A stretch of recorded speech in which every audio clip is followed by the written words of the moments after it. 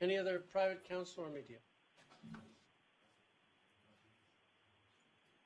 Your Honor, we have the media present for Mr. Lassiter.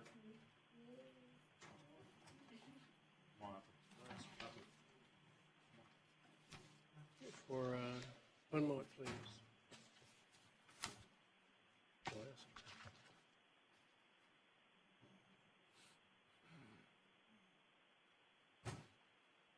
Good afternoon, Judge.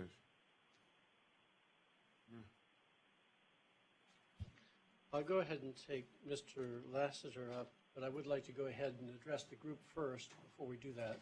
Yes, Judge. Can I have Mr. Lassiter take a seat for a moment, please?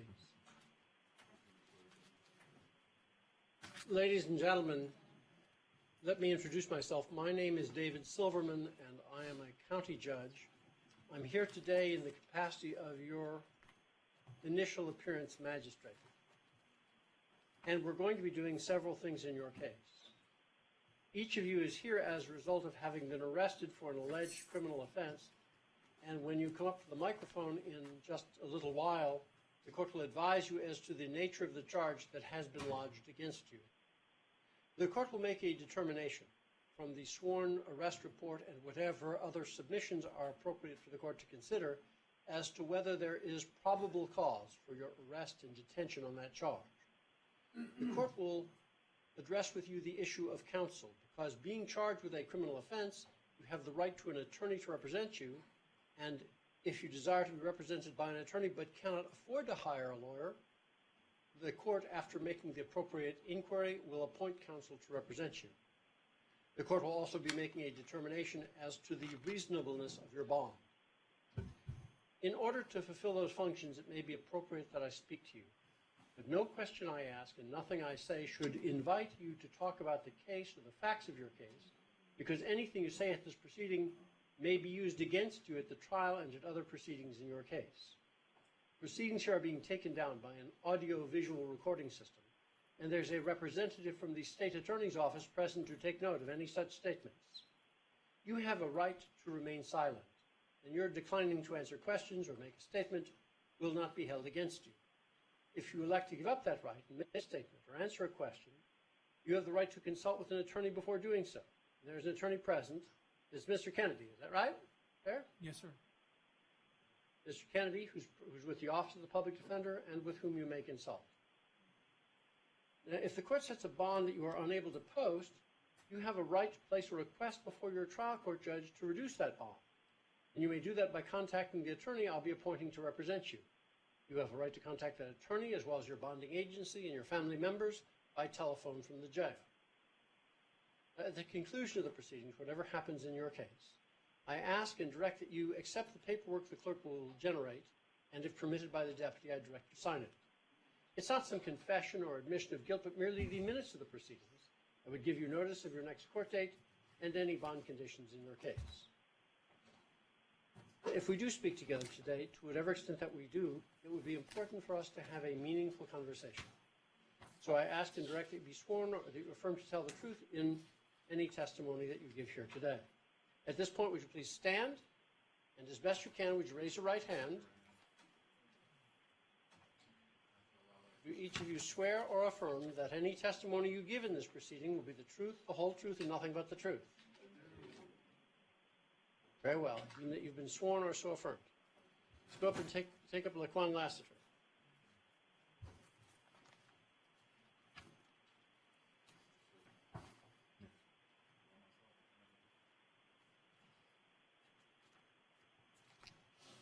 What is your name? Laquan Terrell Lassiter.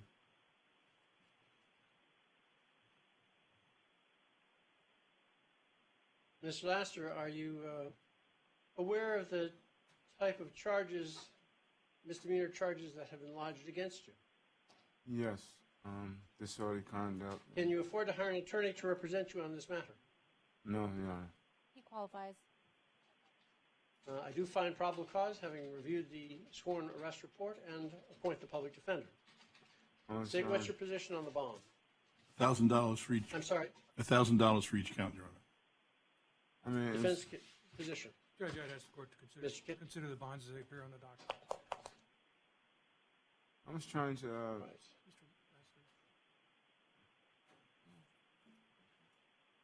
Right, 1,000 is reasonable on each of the counts. 1,000 cash or surety. Conditions. Don't consume any alcohol or illegal drugs. What other conditions might you suggest from the state's perspective, Mr. Laquan? Certainly no return to the location and no contact with any of the individuals that are named in the report.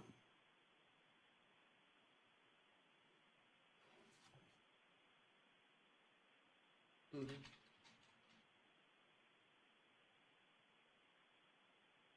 Okay. Don't return to the, it's called the Twisty Treat. It's a restaurant on Wickham Road. Don't go to that restaurant. No contact with any other persons identified in the report. Appear for your next court date, Mr. Lassiter, on June 17th, as before Judge Jacobus, as reflected on the paperwork I direct you to sign. Concludes your appearance. Commencing with the take out of order list.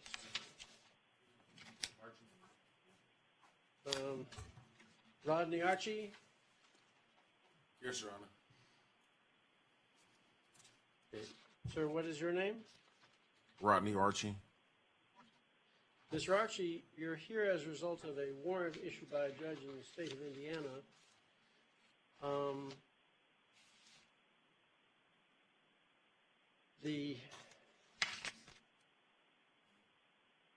You have a right of extradition. Extradition is both a right and a process by which the requesting state, in this case would be the state of Indiana, has time in which to generate the paperwork necessary to establish that there's a legitimate criminal charge pending in Indiana upon which you may be transported there. So they would have, with all the permissible extensions, up to 90 days. However, if you wanted, you could waive that right in that process. If you waive extradition, we would set a date approximately 10 working days off. It would be on June 11th, by which time I expect you would have been transported to Indiana. So my question to you, sir, is did you want that extradition process to go forward, which is the default if you don't choose otherwise, or did you want to waive that to be sent back there more quickly? I think I waived it already, Your Honor. Has he already signed a waiver? Yes, sir. Oh, yes, he has. Very well. Well, aside from what you signed, is that what you want to do? Yes, Your Honor. All right, very well. We set the 10-day control date, and you're detained in the Brevard County Jail pending that. But if you're not transported to Indiana, what will happen is you'll be brought back before the judge so that other efforts can be made to make sure you're promptly on your way. Yes, Okay? Your Honor. Yes, Your Honor. That's it for now. Thank you, sir. Thank you. Tashita Green.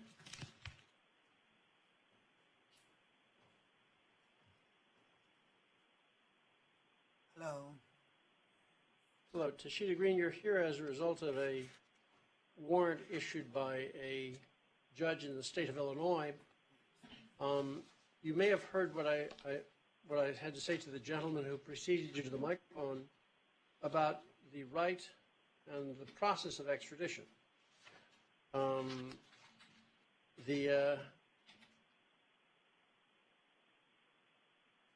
Did you want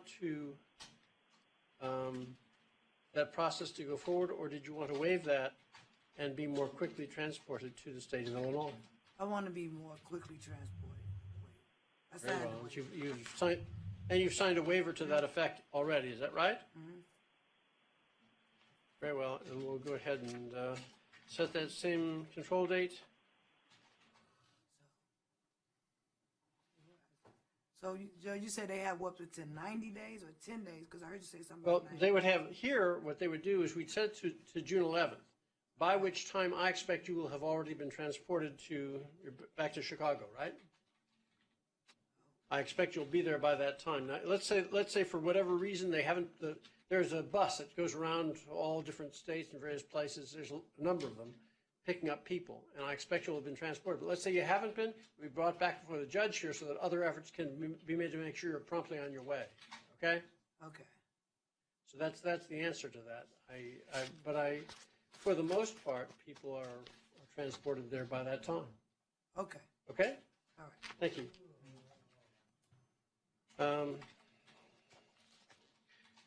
Melissa Hare.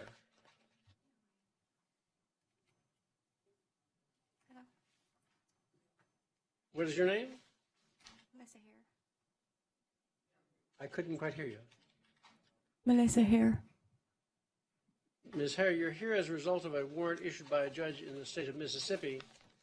You may have heard what I had to say to the two people who preceded you to the microphone there, that Mississippi would have up to 90 days to generate to obtain a governor's warrant to ensure that there's a legitimate criminal charge upon which you can be extradited to Mississippi. If you wanted to waive that, it would be, I expect you'd be transported there more quickly, and we'd set a 10-day control date, June 11th, 10 working days, by which time I expect you would have been transported. So did you want that extradition process to go forward, or did you want to waive that?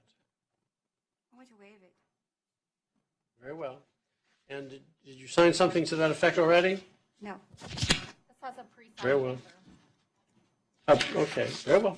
Then I'd have you remain here at the Brevard County Jail. And if you haven't been transported to the state of Mississippi by the 11th of June, you'll be brought back here before the judge so that the appearance judge here may make other efforts to make sure you're promptly on your way, okay? Thank you. That'll do it for now. You can leave after lunch tomorrow. Brings us to Kenneth King.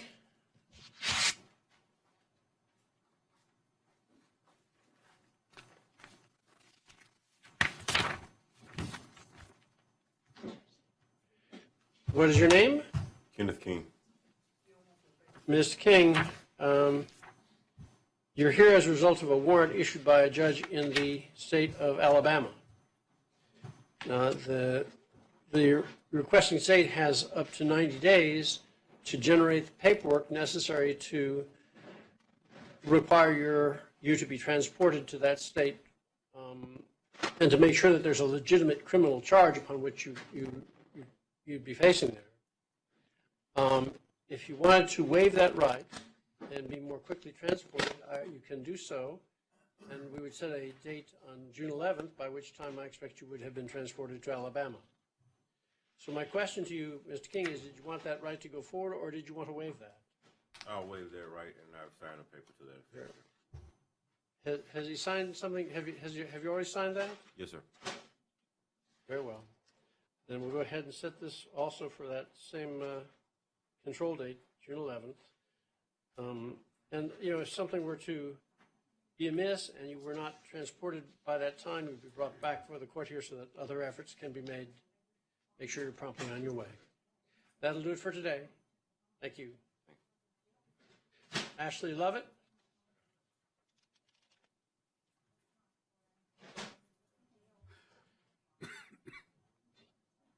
Ms. Lovett, you're here as a result of a warrant issued by a judge in Chatham County, Georgia. And you have the right of extradition, which ensures that there's a legitimate criminal charge upon which you can be extradited back to Georgia. They have up to 90 days to establish that. If you wanted to be transported more quickly, you could do that right. And if you do, I would set a control date on June 11th, by which time I expect you would have been transported to the state of Georgia. And if not, you'd be brought back before the court here so that other measures may be taken to make sure you're promptly transported. So my question to you, Ms. Lovett, is did you want that extradition process to go forward, or did you want to waive that? I already signed the paperwork for the 10 days. Okay, whatever you signed, how did you want to proceed? Tell me what you want to do. I want to get quickly as possible. I do have a job and school, so as soon as possible, please. All right, very well. Then we'll deem that your waiver is in effect. Set that for the June 11th date. And as I say, I expect you'll be, what town is in Chatham County? Savannah, Georgia. Savannah. By which time I expect you'll be in Savannah. If not, you'll be brought back here so that the court can order them to pick you up or whatever else would be necessary to do that. Okay? Thank you, ma'am. Alan Sewell.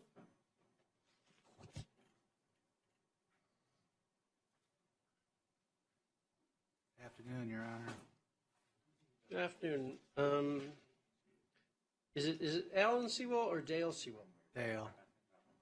Dale Allen. Sewell, you're very well. You're here as a result of a warrant issued by a judge in Medina County, Ohio. Medina.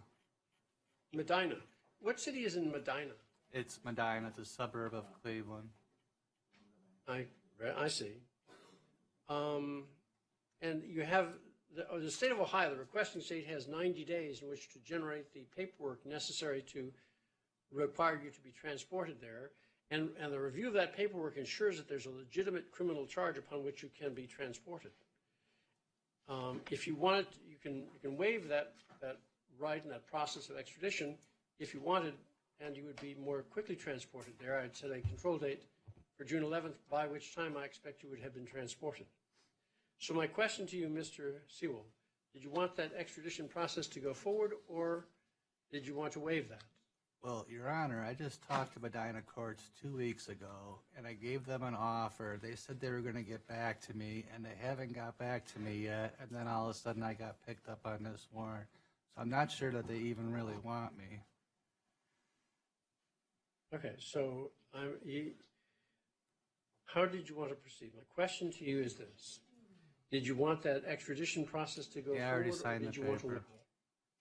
All right, okay, I'm not, let's say you didn't sign it. No, I did sign Let's it. start from scratch. If I understand, but if you say to me now, look, I want that process to go forward, I don't want to waive that, I won't hold you to whatever you signed here. I want to know what you want to do. I want it over ASAP. I'd rather have a bond and drive up there. Okay, well, so do you want me to set this to get you back as quickly as we can? Yes, please. All right. Then I will go ahead and accept your waiver on this. And you signed the waiver previously, but I perceive that you're making that decision at this point. And we'll set that for June 11th, by which time I expect you'll be back in Medina County, All right. Ohio. Thank you. Brings us to James Marshall.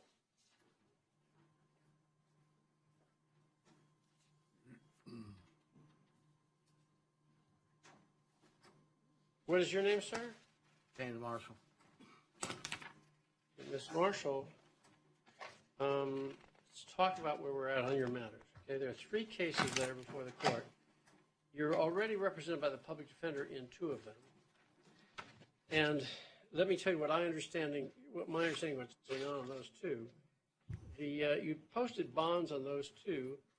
One was a total of $15,000 in one case, and 6,000 in the other total. And the bonding agency takes the position that they're no longer liable on your bond.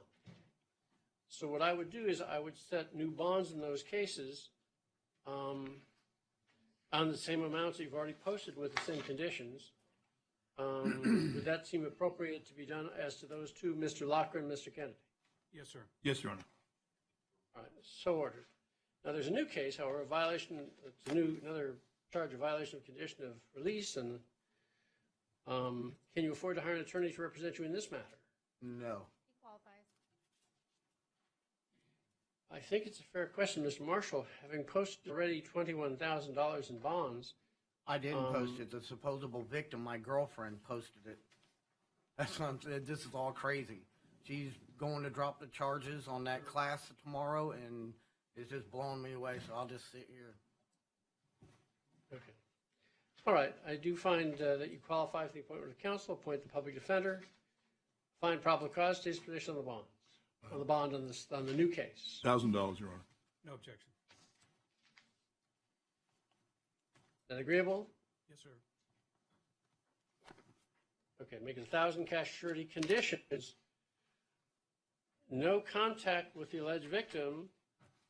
Obey the instructions that were given to you in the prior case. Do you understand? Sure, yeah. All right.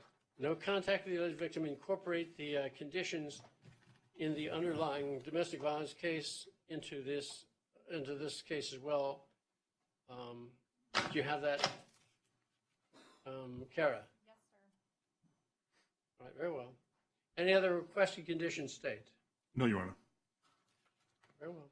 Sir, sign the paperwork clerk will give you reflecting the next court date in each of these matters. Thank you.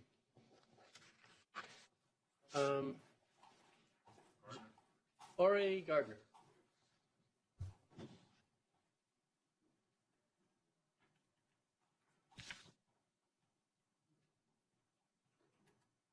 Afternoon, Your Honor.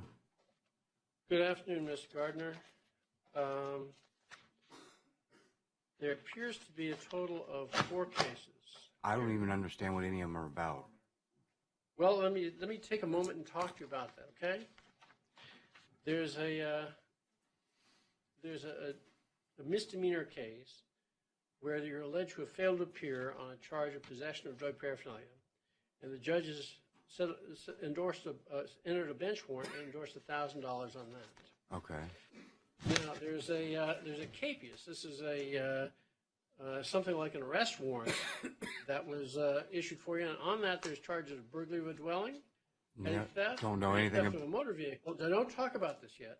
I'm just telling you that, have you hear me out? Okay, go ahead. Another charge of grand theft.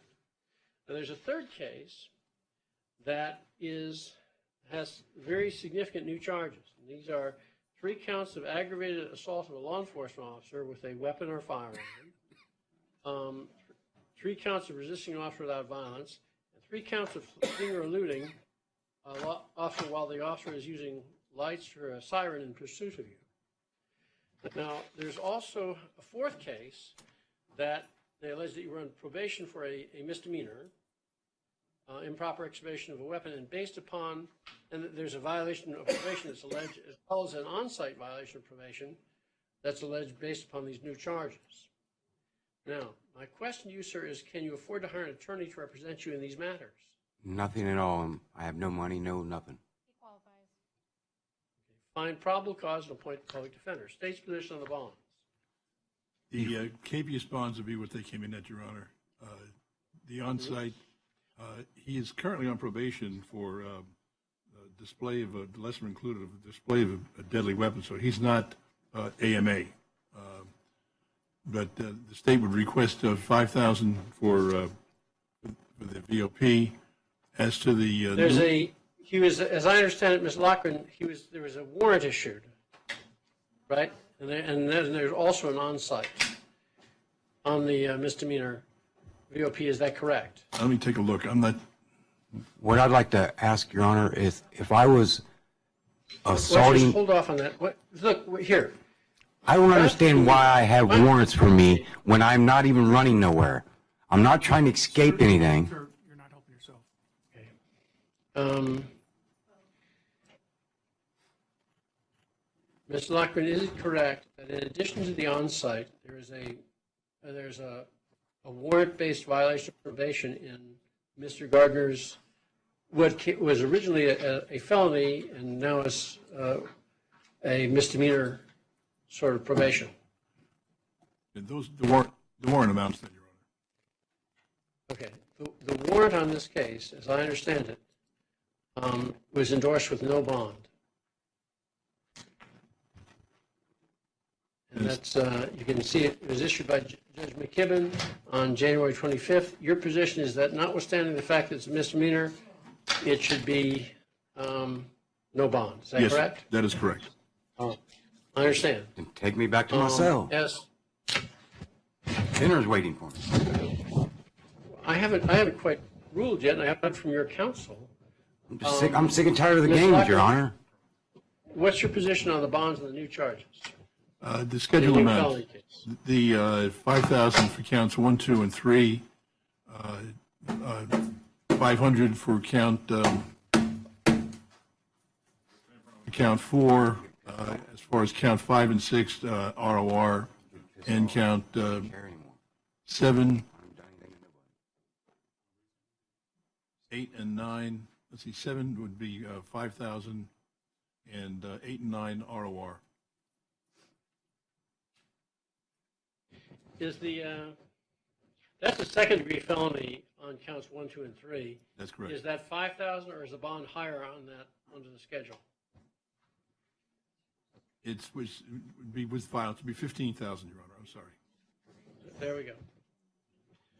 All right. Thank you. Defense position, Mr. Kennedy. Well, Judge, I don't see that there's any probable cause for counts 1, 2, and 3.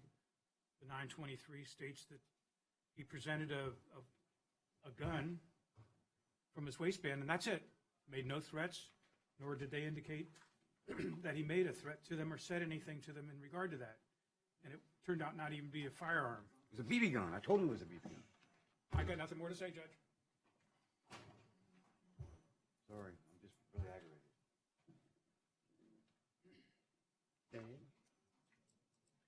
Mr. Laquan, what's your position as to whether there is probable cause for the aggravated assault of a law enforcement officer? I just think it is reasonable for a police officer who sees what appears to be a weapon and tells the individual to either get away from it or disarm himself, and yet he continues to hold on to the weapon, that there is in fact reason to believe that that he intends to use that weapon, and it's impossible for them to determine that it's a BB gun.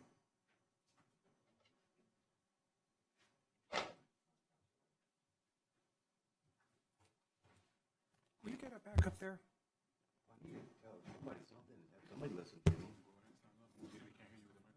Well, nobody will listen to me. Well, what happened? I'm not talking about the facts of the case. I just told the woman or the men that I had a BB gun and I was going to be shot. Quiet. Just be quiet. Don't say anything to anybody.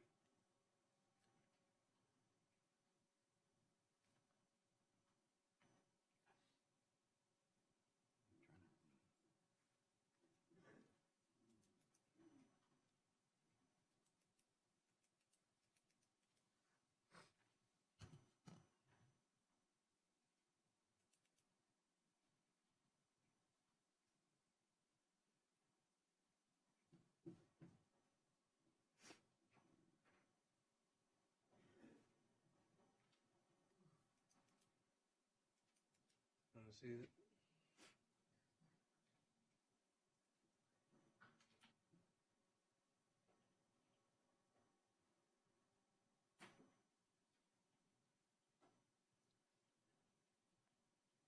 I recognize that probable cause sometimes involves making some inferences.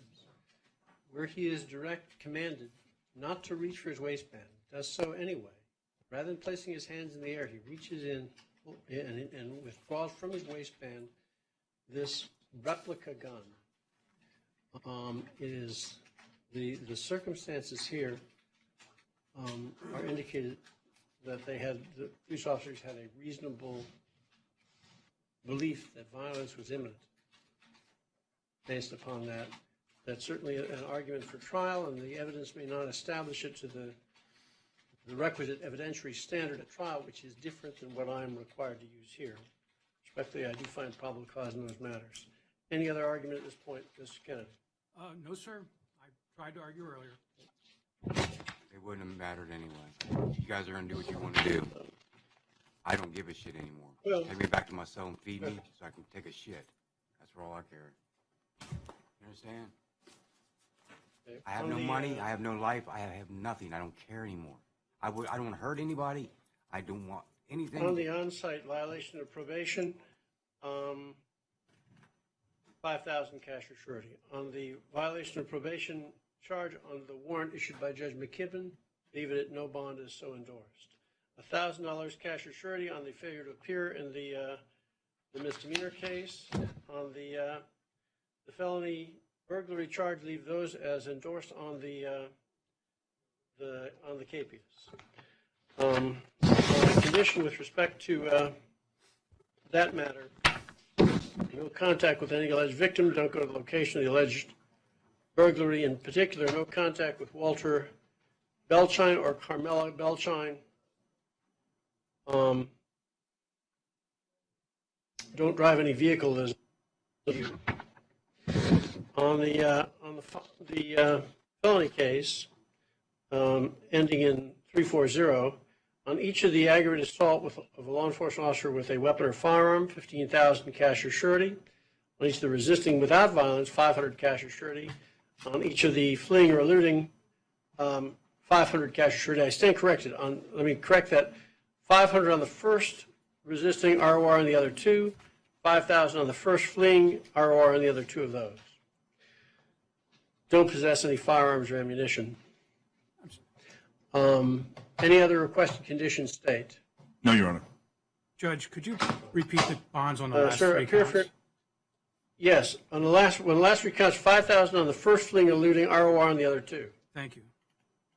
Thank you. And was Here there for an your next appointment court on that dates. If there was an appointment, I appointed on all the cases. I didn't hear that. Appear for your next court date, sir, as reflected in the paperwork, I direct you to sign. Or if not, if permitted by the deputy, if not, I direct that you accept that paperwork. That will conclude your appearance. James Riley. He's surety bonded, Judge. Thank you. Avia Cormier. How do you pronounce your name, ma'am? Avery Cormier. Avery Cormier. You're here as a result of a warrant issued by a judge in Indian River County. The Indian River County authorities will be notified to pick you up. If they haven't done that by May 31st, it's Friday of this week, right? They'll be brought back before the court here so that other efforts can be made to make sure you're promptly on your way. Yes, ma'am. I came Wednesday. They said if they haven't came and got me by today, then today's been 3 days. That's, yes. Hold on for just one moment.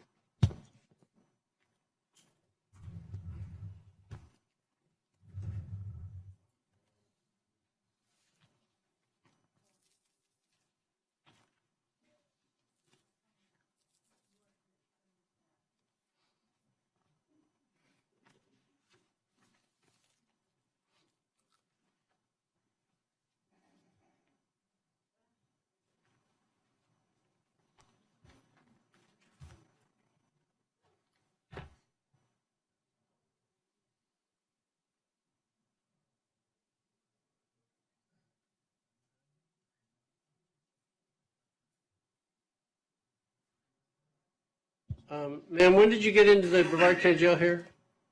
I got arrested on March 4th for something totally different. Then they dropped my case and gave me 3 days. Bear with me. When was that case dropped? The battery and domestic case, I came here on the 22nd, and that's when they told me it was dropped. And they said Indian River had 3 days to come get me from then. Give me a moment. See, you're right. One thing you said is right, is that they start the clock on this from when your local charges are disposed. So therefore, I'm interested to know when that would be, and I'm looking at that now. Yeah, they didn't tell me exactly when the case was dropped. Okay.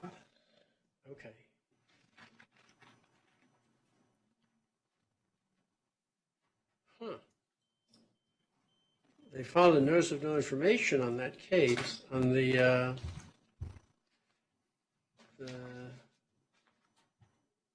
battery domestic violence on the 21st of this month. There was another case, a traffic case as well. What was that? Yes, that was the 16th, and I already pled. I made a plea on that already.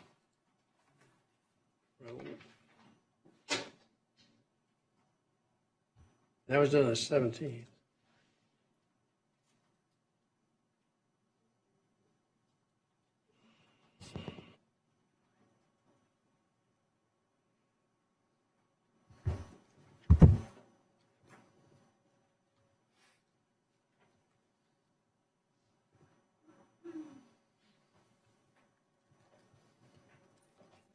I don't know why you weren't brought before the first appearance magistrate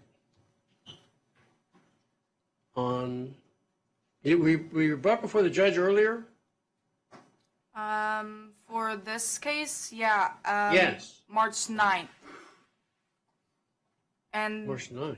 yes, but No, I mean after your, the disposition of your other case. yes, it was the 22nd.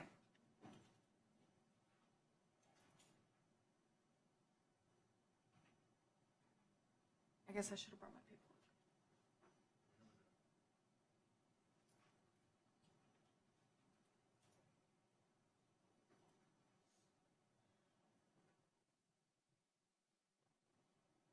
paperwork. On the 9th, they just said hold because your local charges were still pending. Then on the 22nd, you were brought before the judge. I'm looking at the minutes here. And they said,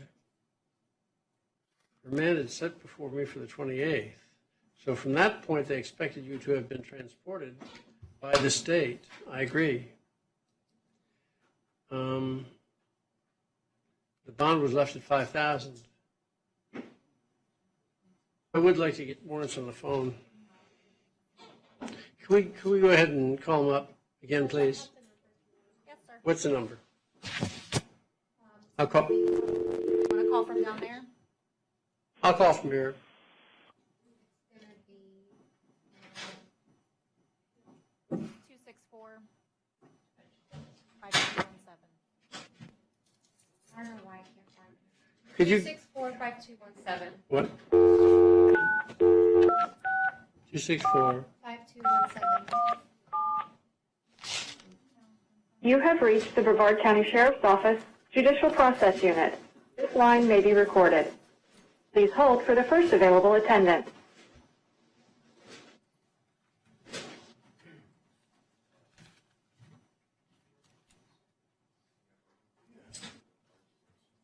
Judicial process, Paul.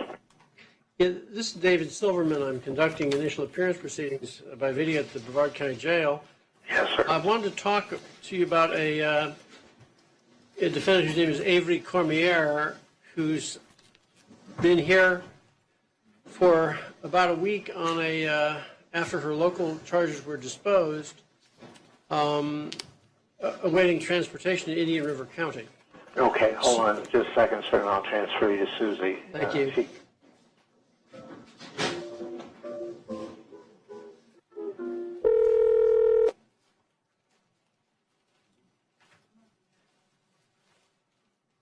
is Susie.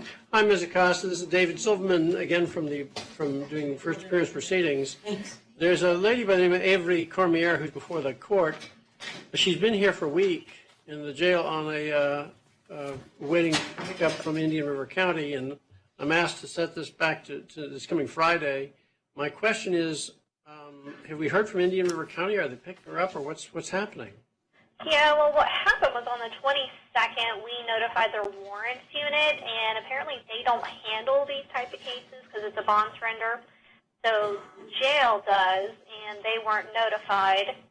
But I talked to them this morning, and they're hoping that they'll be able to pick her up tomorrow. Okay. We were just requesting the 3 days just in case, but they said that they should be here by tomorrow. Okay. They're hoping to, anyway. Very They well. do have another subject that they're picking up, too. Okay. Susie, Ms. Costa, thank you very much. All right, thanks, Judge. Right. As you heard, Ms. Cormier, they didn't notify the right people to pick you up. So they've only just gotten notice now of this. The bond will remain at $5,000. You can effect your release by that. I fully expect that you will have been transported there by the next control date, May 31st. If you have not, you'll be brought back before me, and I will make other efforts to either release you or make sure that you're promptly on your way. That's it for now. Sign the paper the clerk will give you. Thank you. Your Honor. Thank you. Brittany Gordon?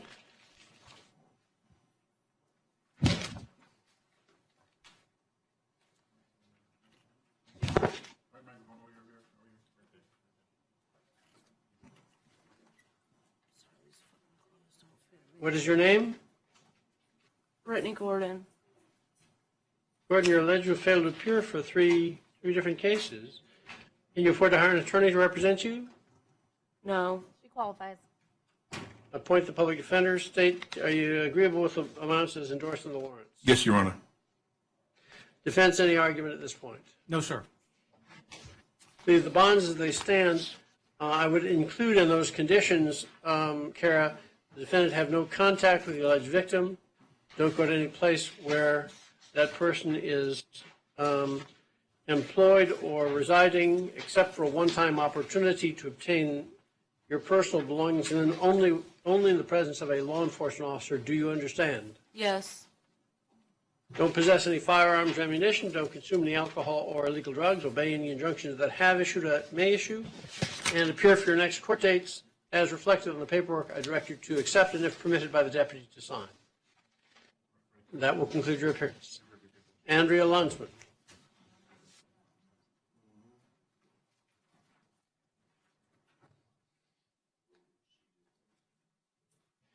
How do you pronounce your last name, ma'am? Lensman. Lunsman. Ms. Lunsman, you're charged with resisting an officer without violence, a misdemeanor kind of charge. Can you afford to hire an attorney to represent you? No, sir. Qualifies. Find probable cause, appoint public defender, state's position of the bond.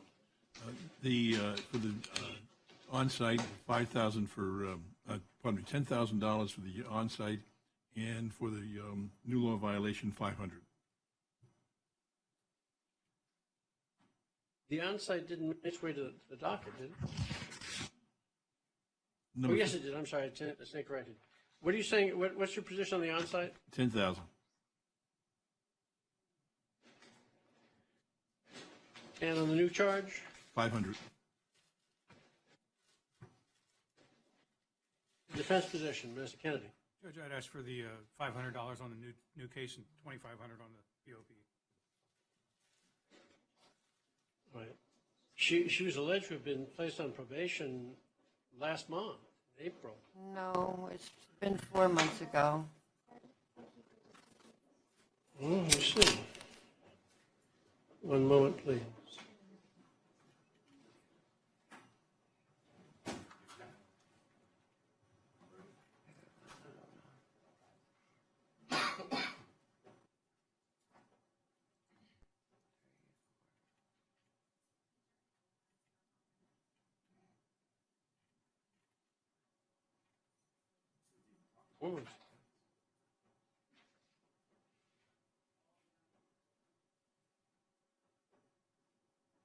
I have a plea agreement that's signed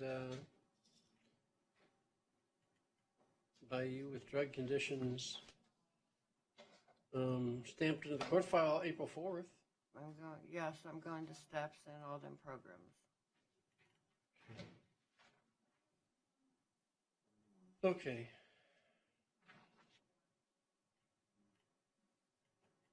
$10,000 is eminently reasonable under the circumstances. $10,000 cash or surety on the on-site, $500 on the new substantive charge. Substance charge. Yes, there's a new charge of resisting an officer without violence. Oh, I thought It's you not meant a violation of substance any kind of charge. charge. I thought you meant like a When I drug say substantive, charge. I mean it's not, more accurately, it's a new charge that's not a violation of probation charge. No, I thought it was a drug charge. Or it was, I'm sorry. No, that's, okay. On the violation of probation, adding conditions, don't possess or consume any illegal drugs, and appear for your next court dates on those two cases, ma'am, as reflected in the paperwork I direct you to sign. Thank you. That brings us to Eric Bowerman. And, Your Honor, Mr. Bowerman intends to either hire counsel or represent himself. Very well. Mr. Bowerman. Sir. You're charged with false imprisonment and a assault alleged to be a domestic violence type incident. I'm given to understand that you desire to hire an attorney or represent yourself. Is that so? That is correct, sir. If this has to go further any farther than this court, then I will probably hire a private. Sorry, I couldn't quite hear you. Is that microphone on? I think I said yes, sir. If this goes any farther than this court proceeding, I will probably hire an attorney. Okay. And I also want to mark that. But if it later on, if it turns out that you're unable to hire counsel, you can apply for the appointment of counsel to your trial court judge. Do you understand? Yes, sir. Just want to know All right. that Find Mila probable Daniels is my cause. State, wife. what's your position on the bond? Your Honor, the state has been contacted by the victim in this case, indicates that she's afraid of the defendant, and he's threatened her in the past and her animals. She's requesting no contact and no return, of course. The state is also requesting a ankle monitor, and the state is requesting us for bonds, $15,000 for count one and $1,000 for count two. And again, no contact and no return, and Can I make and a an statement? ankle Sure, monitor. She's my wife. By the way, we got married April 24th. She's not my girlfriend, so it's misappropriate. They quoted her as my girlfriend. She's my wife. We've been married since April 24th of this month, last month of May. Wait, April. Right. Sir, I would ask that you not talk about the case, but if you have anything about your background or community ties that would help me make a fair decision on the bond, you're representing yourself at this point. You're entitled to do so. Are you employed, sir? No, sir. I'm on SSD, sir. Social Security Disability. Okay. Do you own any land or house? Yes, I own the house, but it's under a trust. It's under a trust, sir. And I have 2 cars and a trailer back home. How long have you lived in Brevard County? Over 20 years, sir. All right.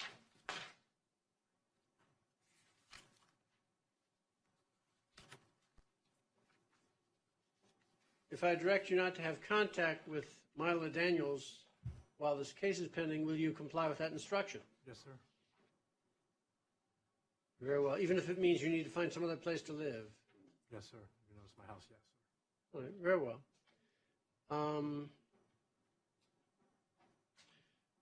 15,000 cash surety count one.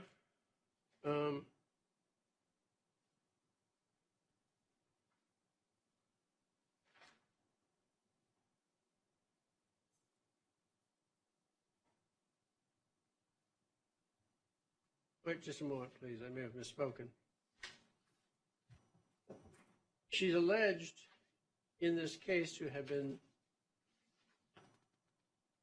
kept captive in the residence. Is that your understanding, Mr. Laquan? That is correct, Your Honor.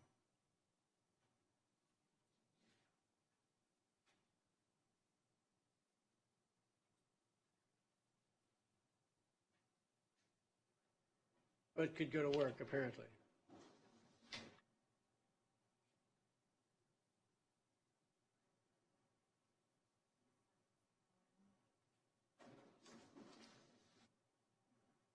Satisfied with 15,000 on count one, state?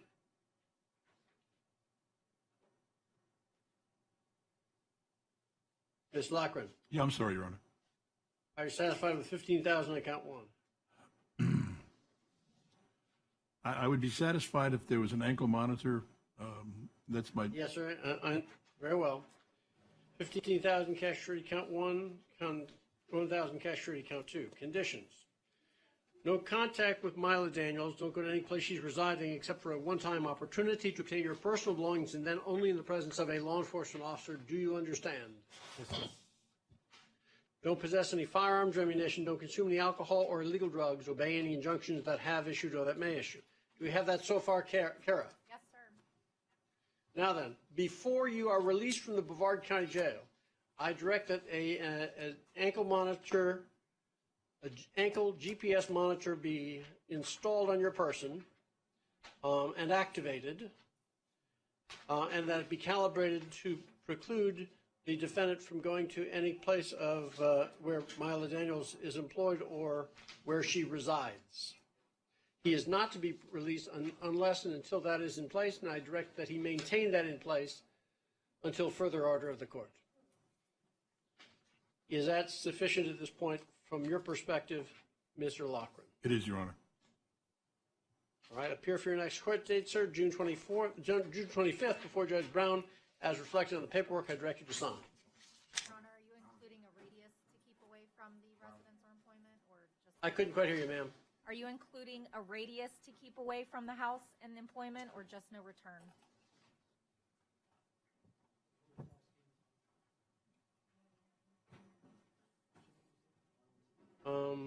I would like a radius.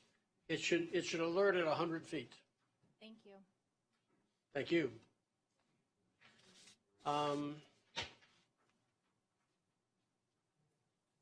Kwame Brown. Kwame Brown, sir. How do you pronounce your first name? Kwame, sir. Sir? Kwame Brown. Ms. Brown, you're here as a result of a charge of resisting an officer without violence. Can you afford to hire an attorney to represent you? No, sir. I'll be honest with you, sir. I was trying to harm myself last night and take my life. My question, why don't you hold off on that, please? Yes, sir. I promise I'll hear you if that's appropriate in just a moment. Yes, sir. But I would like to announce on the record that I do find probable cause and appoint the public defender. State, what's your position on the bond? The state would agree to an ROR as long as he is released to circles of care or another facility for his mental health issues. Will they pick him up from circles of care if we do that? My understanding, they will. All right. What do you say, Mr. Kennedy? Total agreement with that, Judge. All right. Sir, I want to ask you, Mr. Brown, if they come from Circles of Care is a local mental health facility, okay? I know. If they come and pick you up, will you give them any trouble? No, sir. Because All really, right. that's all I was really crying for last night, help. Judge, just for the court's information, I spoke to him before court, and he wanted to go to Circles of Care. Oh, very well. He knows he needs. We'll release the ROR on the condition that he be released only to Circles of Care, not released to go there, but only released to that facility, provided that they pick him up. Okay, that'll do it for now. Appear for your next court date, sir. I have a question. One more question. Do you plan on doing any harm to yourself? To be honest with you, I've been going through a lot. Last night was a breaking point, but I'm not going to sit here and tell you that I'm not, and I'm not going to sit here and tell you that I am. All right. Well, okay. Look, a couple points. One, I'm directing you not to do that, and put that in the minutes. Not to commit or attempt to commit any suicide or other harm to himself. But also, this is a misdemeanor case. Okay, on the overall spectrum of things, this is toward the shallow end. Okay? So this should not push you over the edge in this matter. I want you to get some help on this and try and get yourself better, okay? Yes, sir, but the case is not the reason why I tried to harm myself. It's because I my understand, mother is but dying from sometimes- stage 4 cancer. I'm sorry for what you're going through. But what I wanted to convey was that sometimes there's one thing that pushes you over the edge. This shouldn't be it, because this is just a misdemeanor charge, right? Okay. Go ahead now. That'll do it for today. Thank you. Thank you. Okay. Robert Cornell.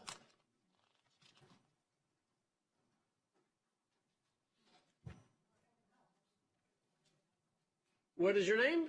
Robert Cornell. Mr. Cornell, you're charged with possession of synthetic cannabinoids, possession of cannabis oil, possession of drug paraphernalia, and possession and resisting officer without violence. Can you afford to hire an attorney to represent you?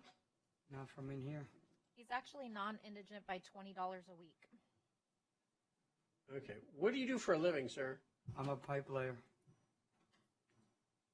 Okay. What are you paid to do that?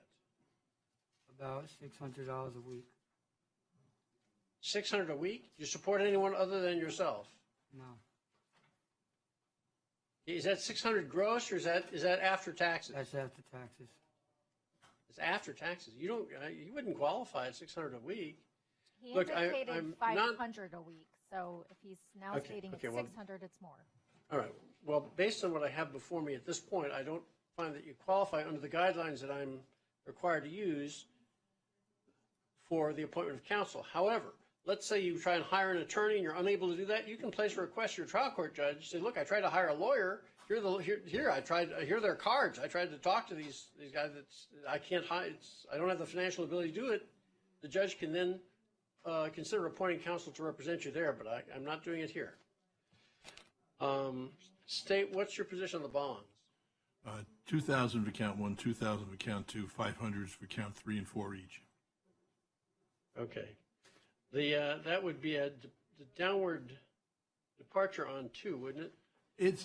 I don't know where they got 5,000. It's a second-degree felony. That's nonviolent. It's a third-degree felony, isn't it? That's what I meant. I meant third degree. I don't know where they came up with 5,000. I don't know. They must be characterizing it as some other variety of hashish or something. I'm not sure.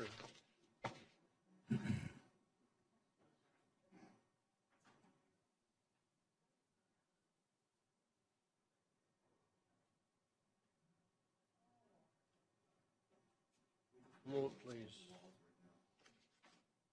Okay, sir. How long have you lived in Brevard County, sir? Mr. Cornell? About 25 years.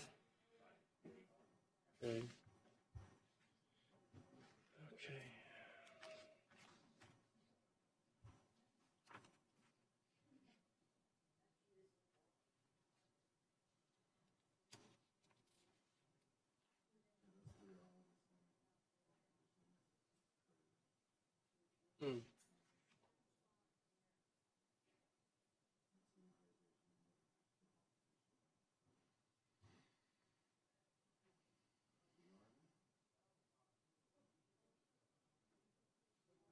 Drive stunned is tased, right?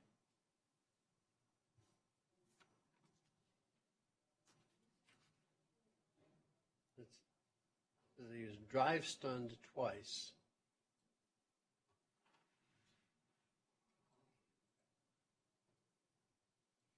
Okay. So I think that that's reasonable in accordance with the schedule, 2,000 on each of the felony counts, 500 on each of the misdemeanors. Don't possess any illegal drugs or illegal drug paraphernalia. Do you understand? Yes, sir. All right. Appear for your next court date is reflected in the paperwork I direct you to accept, and if permitted by the deputy to sign. Bobby Jessorski.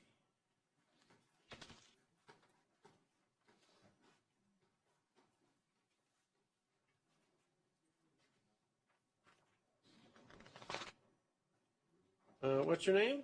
Bobby Jessorski. Jessorski? Yes, sir. You're charged with aggravated assault and aggravated assault with a deadly weapon and criminal mischief. Can you afford to hire a lawyer to represent you? No. He qualifies.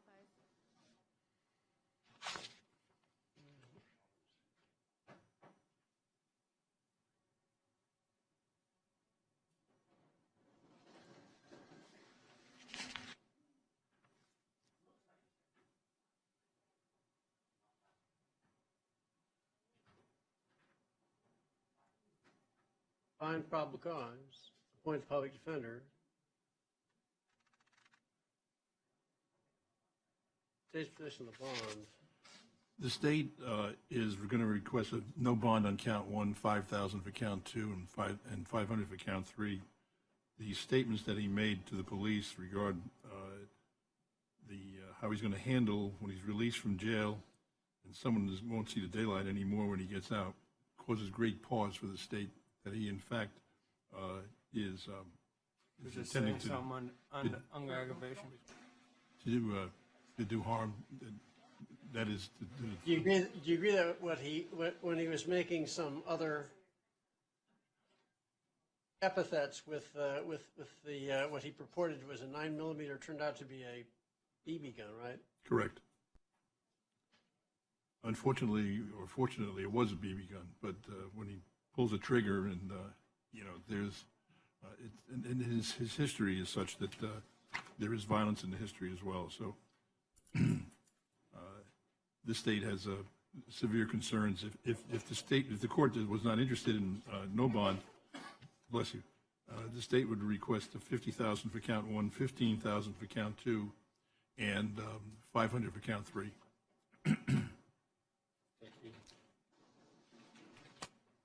All right, defense possession. Judge, I'd ask the court to consider no more than 5,000, count 1, 5,000, count 2, and 500, count 3. Give me a moment.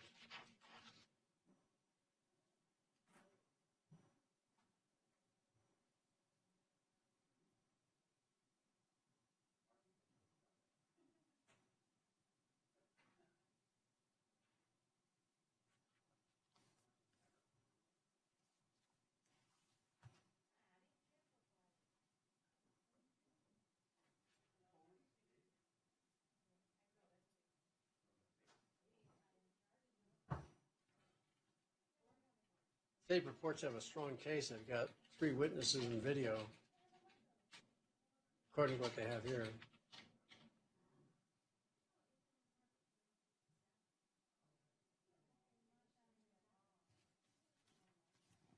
Yeah.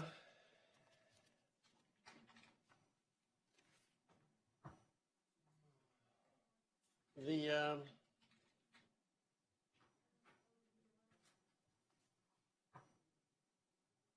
I recognize your point, Mr. Laquan. Someone won't see daylight anymore when he gets out.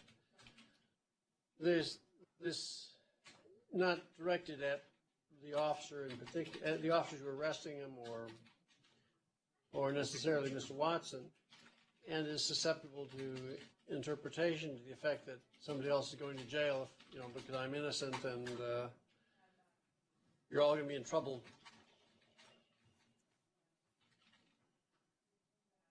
The state So is I also recognize that the state is also concerned about the fact that, and this may seem like a minor issue, but the state does not see it that way, and that is BB guns all have a red, yellow, or some kind of a thing around the barrel, or around the tip of the barrel.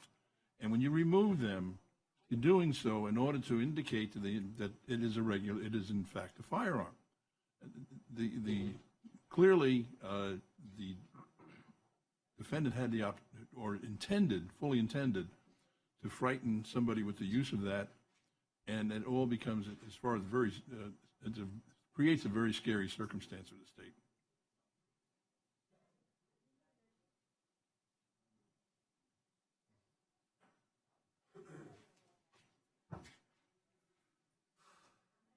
Well, we start out in this with the dispute between the neighbors, in which he's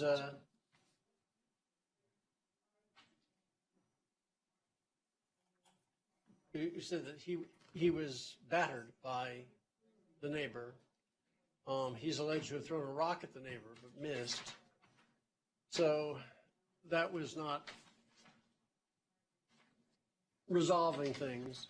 He threw a rock at the trailer, caused an estimated $150 worth of damage, and then pulled from his pocket the firearm, what purported to be the firearm,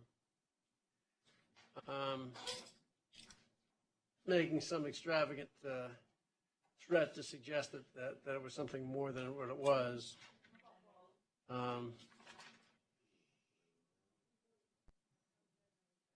So no, I take the point, Mr.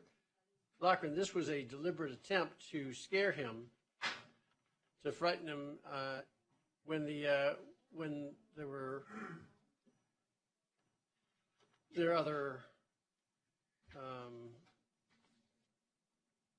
their controversy wasn't being otherwise resolved. But I think that factoring that in, I think that 50,000 is reasonable, and being that it's I think that had this been a firearm, I very well might view this differently, but being that I think he's entitled to a monetary bond. 50,000 cash or surety on the aggravated assault. Make it 5,000 on the aggravated assault with deadly weapon. Actually make it 5,000 on the aggravated assault, and 1,000 on the criminal mischief. I think it's a little more serious when you're throwing it throwing against the trailer and breaking it, as it could be potentially injurious to somebody inside. Conditions: no contact with Travis Watson. Do you understand? Yes, sir. Don't possess any firearms or any replica firearms or any ammunition or any BBs. Do you understand? Yep. No BB gun. Do you understand? Yes, sir. All right. Any other requested conditions, State? Certainly no contact and no return, Your Honor. If that wasn't Well, mentioned, then I apologize. No, I did have that.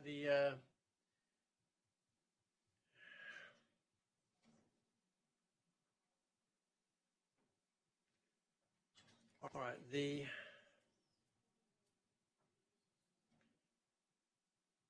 if Travis Watson was residing at that same residence, you can't go back there. Do you understand? We're neighbors next to each other. Okay. It's your lookout to not have contact with him. Do you understand? Yes, sir. All right. Appear for your next court date, June 27th, as reflected in the paperwork I direct you to sign. Thank you.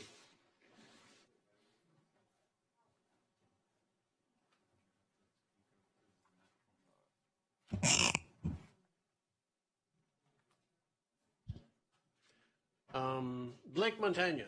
Yes, Your Honor. Hello, Mr. Montagna. You were carried over for the last couple of days, being in medical, I believe. Yes, Your Honor.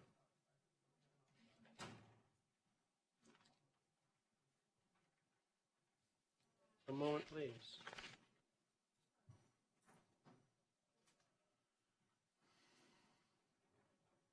Here as a result of a charge of robbery and one of resisting an officer without violence, can you afford to hire an attorney to represent you? No, Your Honor. Qualifies.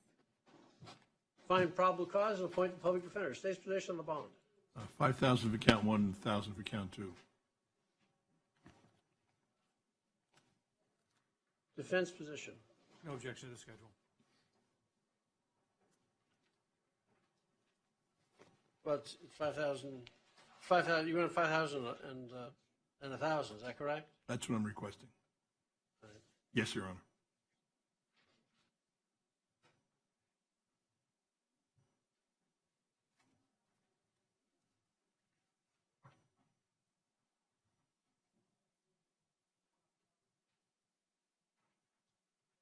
All right, Mr. Montagna, 5,000 cash or surety count one, 1,000 cash surety count two. No contact with Tammy Bright, and no contact with Jason Vargas. Do you understand? Yes, Your Honor. Don't possess any firearms or ammunition. Don't consume any alcohol or illegal drugs. Appear for your next court date on June 25th, as reflected in the paperwork I direct you to accept and if permitted by the deputy to sign. All right, yes, Your Honor. What's today's date? How long? Today's date is the 28th June 25th. of May, 28th of May, 2019. It's continuing on. Thomas Rotifer.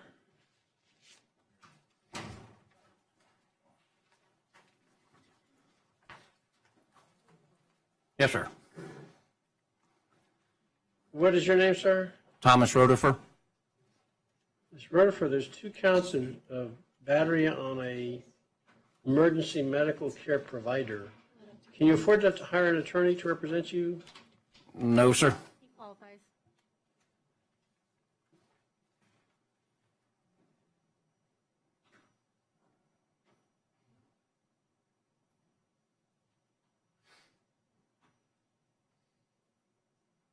Find probable cause, appoint the public defender, state's position on the bonds. Yes, Your Honor. In just 1 second. The state is requesting 8,000 for count one and 8,000 for count two. Actually, I'm correct that that's 10,000 for count one and 10,000 for count two. His residence appears to be Brunswick, Georgia. Defense position. Well, Judge, despite his residency out of state, he's got 1 prior misdemeanor back in 2001. I'd ask for a bond of $2,500 per count.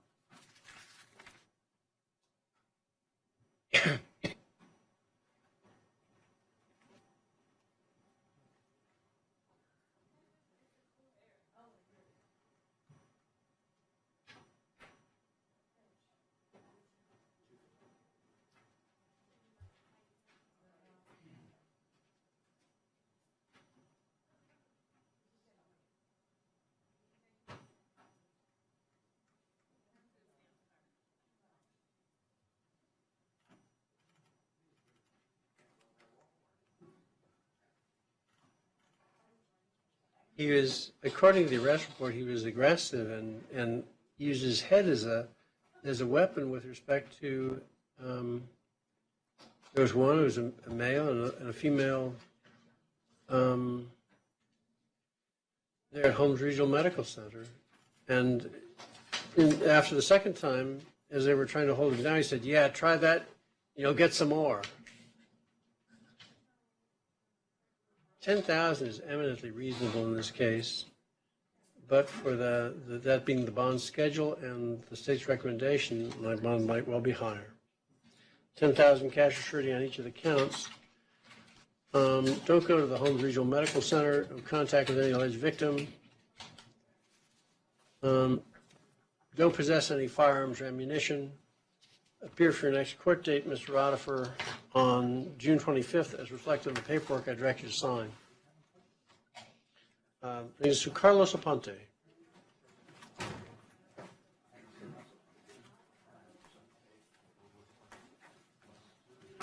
Hello, Your Honor. What is your name? Carlos Aponte, sir. All right, Mr. Aponte, you're charged with 3 counts of driving under the influence with property damage, and 1 count of driving under the influence with above .15. Can you afford to hire an attorney to represent you? No, Your Honor. Find probable cause of public defender state's position on the bond. Excuse me, sir. Sir, let the state speak. The state is, the 923 does not seem to indicate the damage. It seems to be void of that. But the state is a little concerned about that. It mentions it as. Well, let's inquire. What's your position with respect to whether if you agree that there's not probable cause, should we set this to another date? No. To permit you to do that? No. No, I would say ROR for count 1 and 1,000 for count 2. Excuse me, Your Honor. But there's actually 3 counts of driving under the influence with property damage, and there's only one. There's 1 count of the DUI above .15. So, how does that? Well, again, what's your position? I just don't think that there's PC for any one of the 3, and the fact that they're misdemeanors, I'm not. They can deal with that in trial court, but state believes 1,000 is appropriate for count 4. Well, let me ask you a question, Mr. Laquan. Sometimes in county court, we use the citation as a charging instrument. I recognize it's not sworn, but if you look at the citation, it indicates on it that there's $18,000 worth of damages estimated by the officer, right? That's correct. Is that something that the court can use or not with respect to probable cause on whether there was property damage? Yes, I do think so. All right. So are you agreeable with the schedule on these? Yes, Your Honor. All right. Defense position. No objection to the schedule. All right. Mr. Aponte, I'm going to leave the bonds as they stand. Appear for your next court date on June 25th, and don't consume any alcohol or illegal drugs. Your Honor. Don't drive a motor vehicle. May I Don't drive a speak? motor vehicle without a valid driver's license. They may have suspended your license on the DUI arrest here. Yes, sir.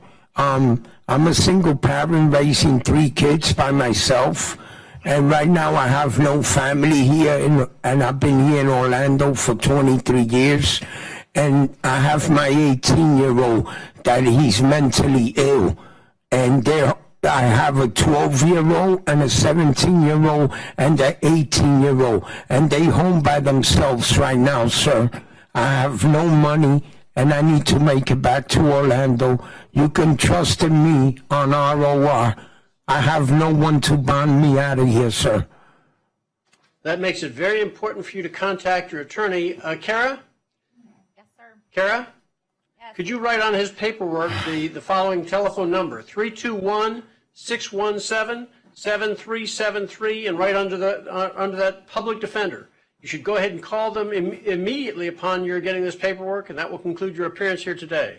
Sign that and appear on June 25th, as I have indicated. Thank you. That brings us to, thank you, brings us to Brian Batchelor. Surety bond, Your Honor. Very well. Jonathan Bloomquist.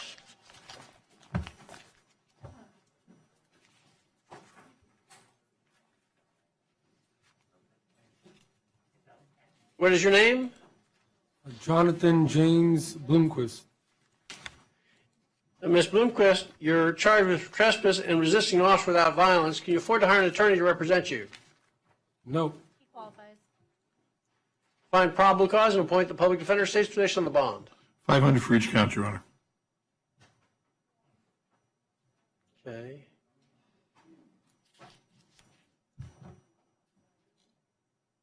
Defense position. No objection to schedule as it appears on the docket.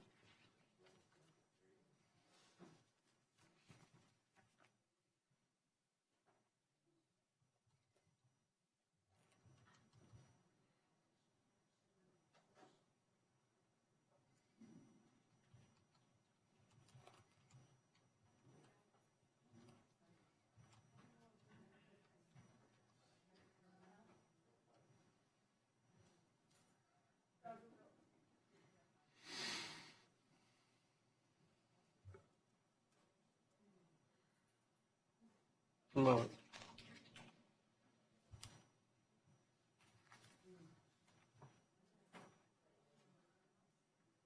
Right. One moment. There's a fairly healthy prior history. You state, but I do recognize he's alleged to have resisted the officer by repeatedly throwing himself down on the ground, right? Correct. Say that agreeable with just the amounts as endorsed on the arrest report from the schedule. Yes, Your Honor, I am satisfied with that. All right. 500 cash or surety on each of the counts. Condition, don't go to the Cocoa Beach Pier. Do you understand? Yeah. Okay. Appear for your next court date, sir, on June 17th as reflected in the paperwork I direct you to sign. Brings us to Robert Farley.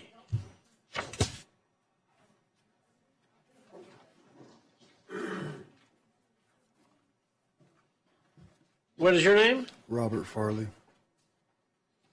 Ms. Farley, you're charged with a violation of probation, but also contempt by failing to serve the farm time that you were ordered to do. Can you afford to hire a lawyer to represent you in this matter? No, sir. He qualifies. Appoint the public defender. State, are you agreeable with the terms as set forth on the warrants? Yes, Your Honor. All right. Any argument at this point, Mr. Kennedy? No, sir.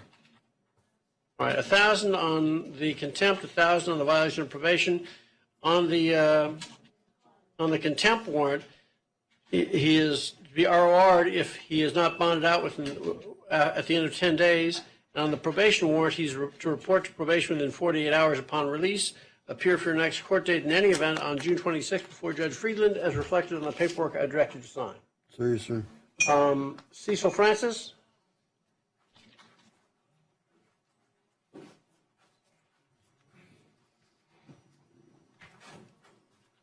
What is your name? Cecil Francis.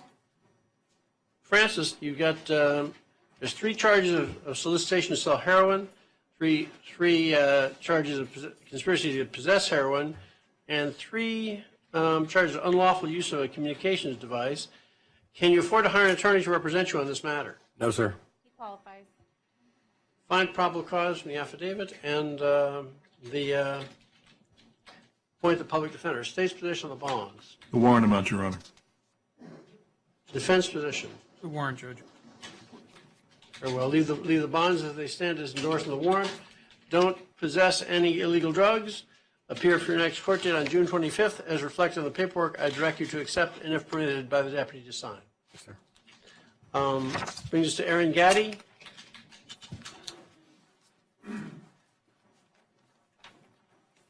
What is your name? Aaron Gaddy. Gaddy, you're charged with possession of a controlled substance, driving while license suspended, possession of drug paraphernalia, and tampering with physical evidence. Can you afford to hire an attorney to represent you? No, sir.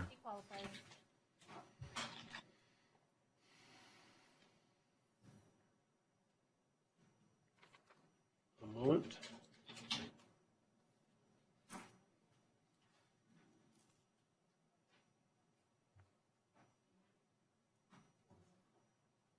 Find probable cause. Appoint public defender, state's position on the bonds. The bond schedule, Your Honor. Defense position. No objection to the schedule, Judge.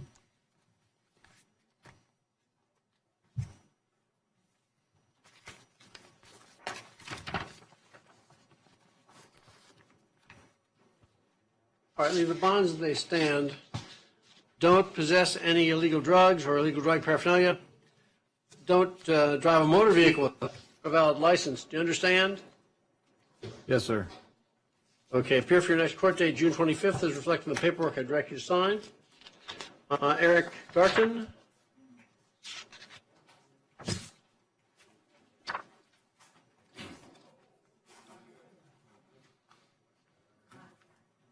What is your name, sir? Eric Garden. Mr. Garten, you're charged with resisting an officer without violence and possession of drug paraphernalia, and then there's a violation of probation charge. Can you afford to hire an attorney to represent you? No, sir. Qualifies.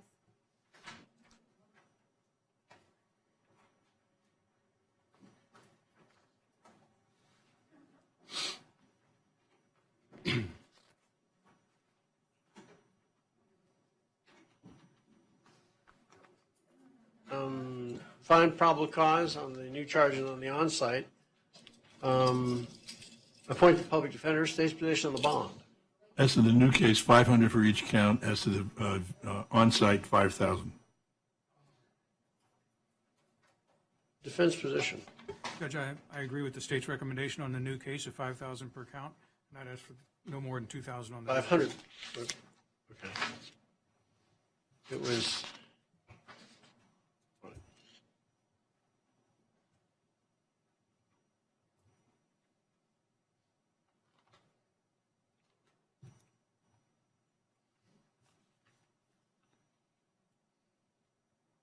Okay, you was placed on probation earlier this month, right? On this?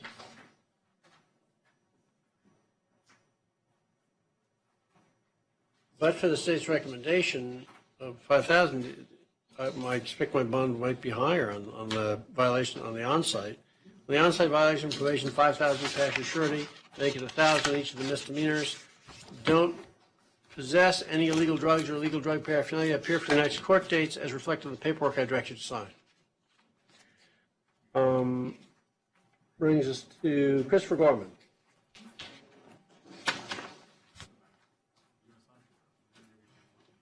What is your name? My name is Christopher Gorman, sir.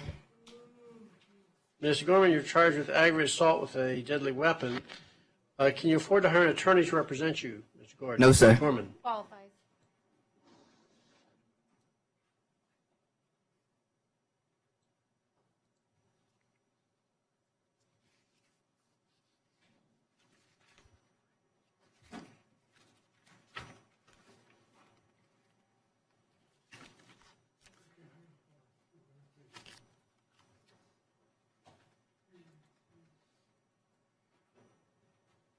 All right, find probable cause and appoint the public defender, state's position on the bond in Mr. Gorman's case. This state is requesting 10,000, Your Honor. Defense position. I'd ask for a bond of no more than 5,000.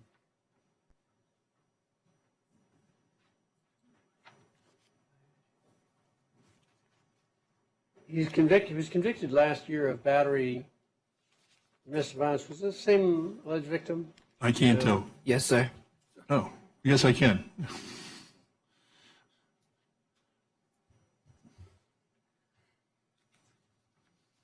State still satisfied with 10? Now that he's confirmed that 15 would be more appropriate, Your Honor.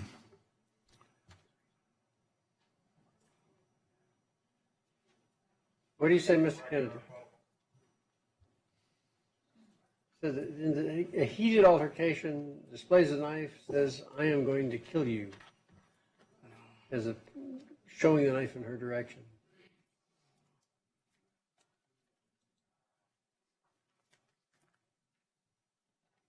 Anything else, Mr. Kennedy? No, sir. I agree, 15,000 is reasonable, and there's 15,000 cash surety conditions. No contact with the alleged victim. Don't go to any place she is residing except for a one-time opportunity to obtain your personal belongings, and then only in the presence of a law enforcement officer. Do you understand? Yes, sir. Don't possess any firearms or ammunition. Don't consume any alcohol or illegal drugs. Obey any injunctions that have issued or that may issue. And for the record, it's Santora Butler. No contact with her. Do you understand? Yes, sir. Appear for your next court date, June 25th, is reflected in the paperwork I direct you to sign. Thank you. I do mean to direct those questions more particularly to the state. Try and be careful. Judge, if Mr. Hawes would qualify as conflict. Mr. Hawes,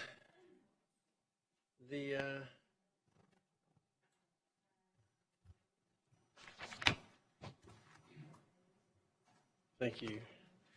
State alleges in your case a charge of driving under the influence, possession of cannabis, and 6 counts of contributing to the delinquency or dependency of a minor. Can you afford to hire an attorney to represent you? No, Your Honor. Go ahead and pass on Hawes for the moment. I'd like to give conflict counsel a call. I appoint regional conflict counsel representative, and we'll take that up in just a moment. Okay? Thank you. Next we have is William Ashburn. Yes, sir, Your Honor. Okay. Are you William Ashburn? Yes, I am, sir. All right.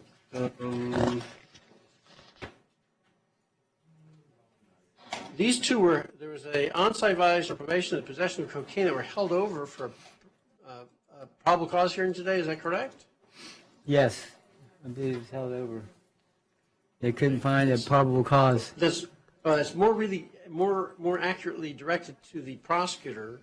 Is that your understanding, Mr. Lockren? Just give me one moment, Your Honor. Yes, I have notes here. I just want to check to make sure I'm correct.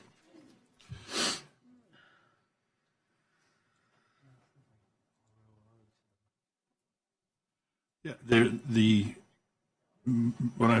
my understanding is that the court had raised a potential issue of probable cause because the agency report did not indicate that Mr. Ashburn was the sole driver, I don't have anything further from the Palm Bay Police Department as to the circumstances, but the state would point out that I don't believe that would really be a prohibition because constructive possession would be just as appropriate, and also the 923 indicates that the drugs were found between the console and the driver's seat. So the state believes that there is PC. All right, give me a moment. Judge Garagazzo saw him yesterday. That was Garagazzo. I'm sorry. And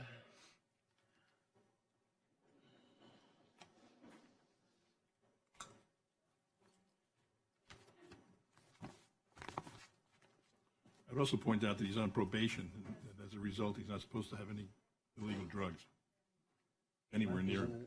It wasn't mine. I didn't know it was there. There you go. okay. With an orange container between the center console and the driver's seat.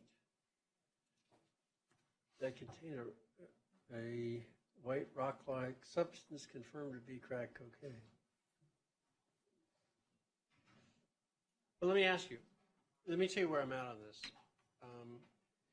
This was within ready reach of him. He was in the driver's seat. It's immediately to his right, between the console and the seat. So, my take would be that there's probable cause. Judge Garagazzo found that there was not. No, there's no news showing by the state.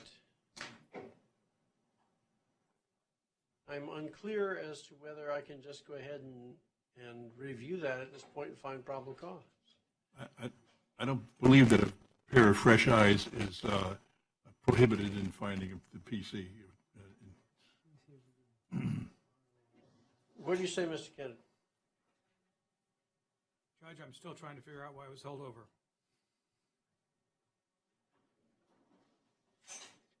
This is stronger than a number of the cases we see because this would have been, I mean, there's always, the fact that Mr. Ashburn has an innocent hypothesis of this doesn't preclude the existence of probable cause. This is not proof beyond and to the exclusion of a reasonable doubt, but this lesser standard I am required to use here. Respectfully, I find probable cause in this matter. We would appropriately address the bonds. State, what's your position on the bonds? As to the possession of the crack cocaine, $2,000. As to the on-site, the state is requesting $10,000. Defense position, Mr. Kennedy. Judge, on the new case, I'd ask for bond no more than the schedule of $2,000, no more than $5,000 on the VOP. Okay.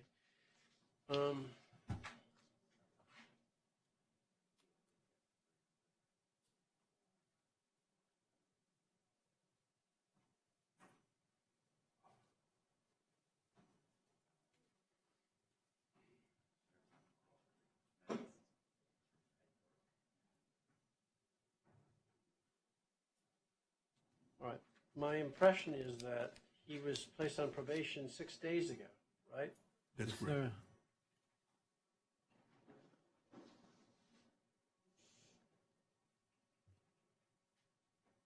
And that he's had about a half dozen different incarcerations in a state prison facility. Is that so? That is correct, Your Honor. And a healthy record consistent with that. When I say healthy, I mean substantial prior criminal history. States he's also got 5 failures to appear, or at least 5 convictions for them. State you're agreeable with $10,000 on the on-site? Yeah, I am, Your Honor. And your thinking in part is that if and when they issue a warrant on this, that will override this in any event. Is that so? That's absolutely correct. It's going to be no bond, I'm sure.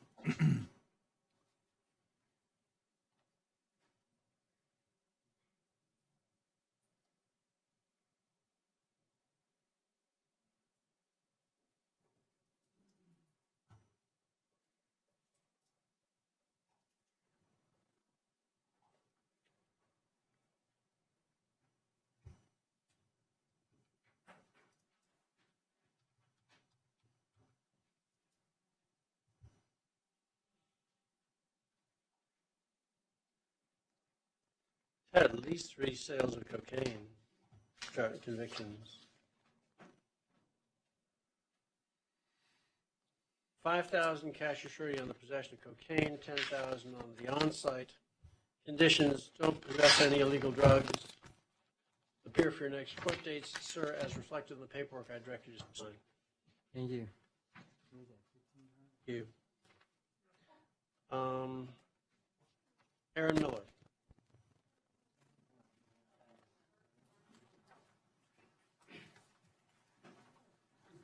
What's your name? Good morning. I'm Aaron Miller.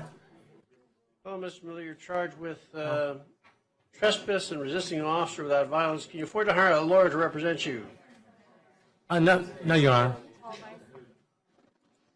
Appoint the public defender, find probable cause, state's position on the bond. $500 for each count, Your Honor. Defense position. No objection to schedule.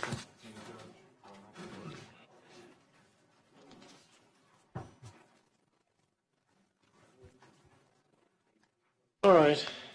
Leave the bonds as they stand. Conditions.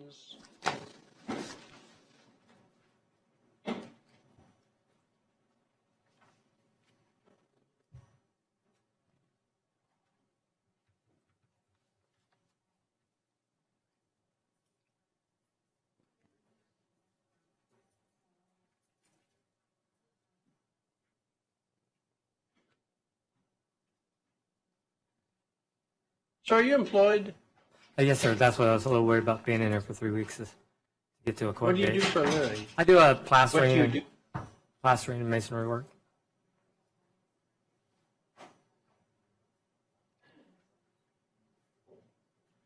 Right. No contact with Anne Marie Harris. Don't go to the address at 4341 Eleanor Drive in Melbourne. Do you understand? Yes. All right. Appear for your next court date on June 17th is reflected on the paperwork I directed you to sign. Adam Neve. Your Honor, if Mr. Neve would qualify as conflict. Thank you. What is your name? Adam Neve. Ms. Neve, you're charged with possession of a controlled substance and possession of drug paraphernalia. Can you afford to hire a lawyer? No, sir. Right. Appoint regional conflict counsel. Let's go ahead and give them a call in just a moment. I'd have you take a seat back to permit me to do that. There may be some other folks I'd like to address with them at that time. Thank you. Ronald Nichols.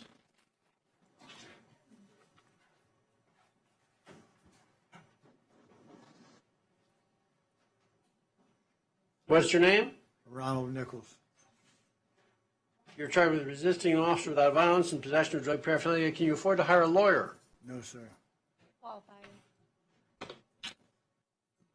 Find probable cause, appoint public defender, state's position on the bond. 500 for each count, Your Honor. No alcohol or no return to the location, pardon me, no alcohol and no illegal drugs. No objection, Judge.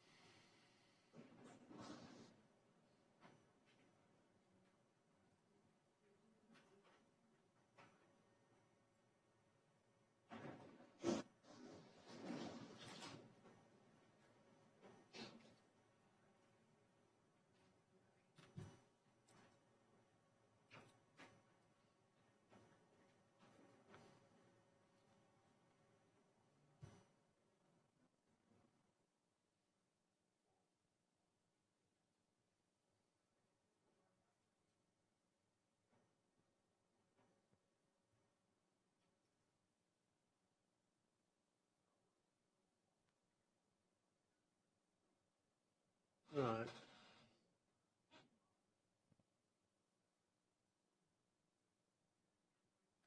State satisfied with the amounts that they stand. In light, there's some criminal history and some disrespectful activity or conversation by the defendant. Still satisfied with the schedule? Yeah, yes, I am, Your Honor. 500 cash or surety. Don't possess any illegal drugs or illegal drug paraphernalia. Do you understand? Yes, sir. Yes. Appear for your next court date, June 24th, is reflected in the paperwork I directed you to sign. Let's go ahead and Eric Novak. Good afternoon, Your Honor. Good afternoon, Mr. Novak. You're charged with battery as alleged to be a domestic violence type incident and also a charge of violation of probation based upon that. Can you afford to hire an attorney to represent you? Not right this present time, no, sir. He's non-indigent, Your Honor, by $220 a week. I did What do you start. do for a living, sir? I started a new job last week, and that's What the did money you I do? put in. I put in 50 hours. That's the reason I put that amount down. I What am. do you do for a living? I am building the new terminal, cruise terminal at the Port Canaveral. Construction. You're building it. Are you a contractor? No, sir. I work for Ivy's Construction. What do you do for them? I am a supervisor as far as construction. Are you a foreman on the Foreman, job? yes, sir. No, I'm not a foreman, no, sir. I'm just I run a crew Say like supervisor, what do you mean? I run a crew of 3 or 4 gentlemen, just forming up for the concrete slab. Okay. I don't find there are guidelines based on the federal poverty guidelines that I'm required to use in appointing at this point. If it turns out that you're later unable to hire, as you lack the financial ability to hire a lawyer, you can apply for the appointment of counsel to your trial court judge. I find probable cause. What's your position on the bond?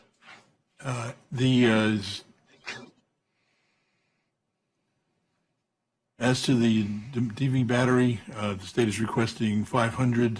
As to the probation violation, the state is requesting 5,000. Okay. All right. You can tell me if you want to about your background and community ties if you'd like. I'd ask you not to talk about the case. Okay, So, yes, for sir. example, how long have you lived in this area? How long have you lived in? I have lived in this area for 35 years. I graduated Satellite High School, 1982.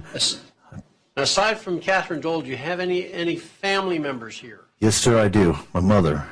Who would that be? She lives in Merritt Island, Florida. She's going to pick, that's who I'm going to stay with.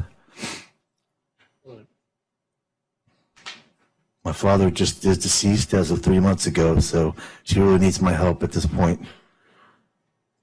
Also, anyway, so. What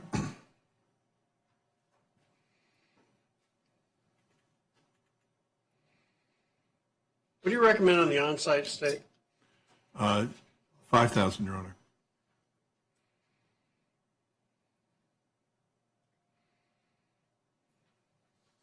$500 on the new charge, right? That is correct. That seems to me to be a makeable bond by you. That's the total of $600 to a bondsman. Yeah, I'm not exact certain if I still have my job. I really don't know at this point. I haven't had a chance to talk to my boss or anything yet. I've been here 2 days, and I really don't know if I still have my job. I was only there for 5-6 days. I'm pretty much believing that I don't have my job with them anymore, but I'm praying I do. Well, if the employer believes that you will do a good job for them, they may very well be willing to keep you on. Yes, sir. I mean, I think the ultimate decision is for your employer. It's a business decision for them to make. Yes, sir. 5,000 is reasonable on the on-site violation of probation. That's a felony type charge. Yes, sir. And the 500 is reasonable on the misdemeanor. No contact with Catherine Dole. Don't go to any place she's residing except for a one-time opportunity to obtain your personal belongings, and then only in the presence of a law enforcement officer.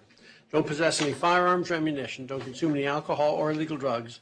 Obey any injunctions that have issued or that may issue. Be sure and be in good contact. If you can't post that bond, be in contact with a lawyer to get your case placed before the trial court judge right away. Okay? Yes, sir. Your current sign the paperwork clerk will give you with your next court dates. Coincidentally, they're both on June 17th. Thank you, Your Honor. Thank you. Brings us to Dawson Payne.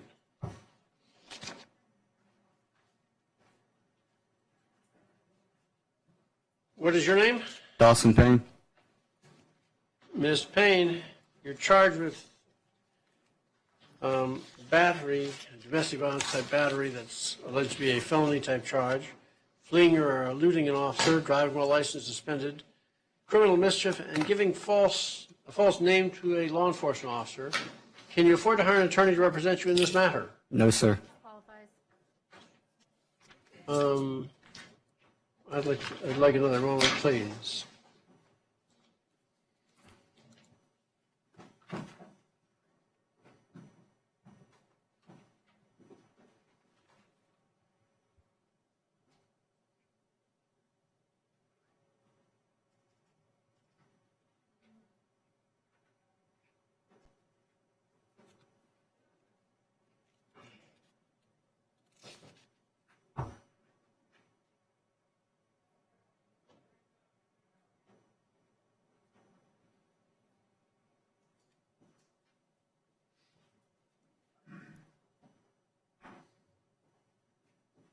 All right, find probable cause, state's position, and appoint the public defender, state's position of the bond.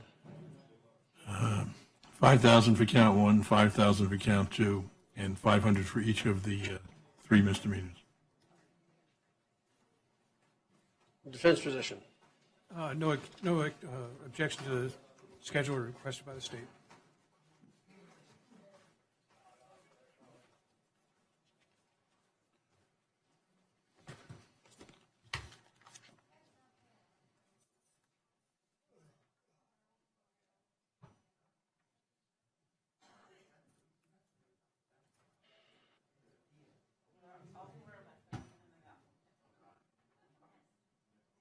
All right. 5,000 cash or surety count one, 5,000 cash or surety count two, 500 on each of the remaining misdemeanors. Conditions. No contact with Mia Harrelson. Don't go to any place she is residing except for a one-time opportunity to obtain your personal belongings, and then only in the presence of a law enforcement officer. Do you understand? Yes, sir. Don't possess any firearms or ammunition. Don't consume any alcohol or illegal drugs. Obey any injunctions that have issued or that may issue. Don't drive a motor vehicle without a valid driver's license, and don't possess any identification that is not your own.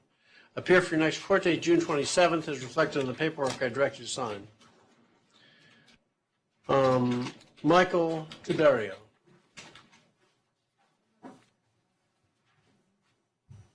Good afternoon, Your Honor. Good afternoon, Mr. Tiberio. Didn't I see you just a couple days ago? Yes, sir, and you put me on hold till today. Okay. Oh, here is the situation on this. Correct me if I'm wrong. He was it was unclear whether he was on probation. He's on probation. I am on probation. Okay. He's on probation. It's not, there's no on-site violation of probation. Not yet. He is, there's a petty theft charge, and according to the state, it was represented by Mr. Guzmano last week. He would be AMA. So the question is, should he be held pursuant to the Anti-Murder Act on this matter? Yes. The state, first of all, the state is requesting an on-site, for the court to on-site him. He is currently on probation. He has violated probation. There was independently, there was a notice to appear prior to this, so that would toll any possibility of the termination, although he wouldn't terminate until mid-June of this year. But the fact is that he, even notwithstanding the fact that there was a capias, that still does not, the capias was issued, or was a crime that was issued during the term of his probation. As a result, because of his history, it's based upon an armed robbery with a deadly weapon out of Maryland in '95, and that's the qualifying offense. And the state is requesting that he be held, that he be found AMA, and that the court find. See, one of the things that tended to impress me, Mr. Laquan, was that Judge Lemonitis had, with his history, rather than violating him on the, or issuing a warrant to do so, she just gave him a notice to appear on the monetary obligations he hadn't fulfilled. Yeah, I think you're reading more into that. I mean, I read Mr. Cusmano's notes, and I'm not sure. There are many times that I have seen, and that come through here, where a judge, even though a person may be on probation for a qualifying offense, still issue a bond amount, $7,000, $10,000, whatever it may be. So I'm not sure that she may have been cognizant of that at the time that she did so, and notwithstanding that fact, he fulfills all of the requirements for being held AMA. Only authorized to on-site him from this point, where that was not alleged by the officer. Yeah, you have certainly got the authority. However, Judge. Mr. What's your position on that matter?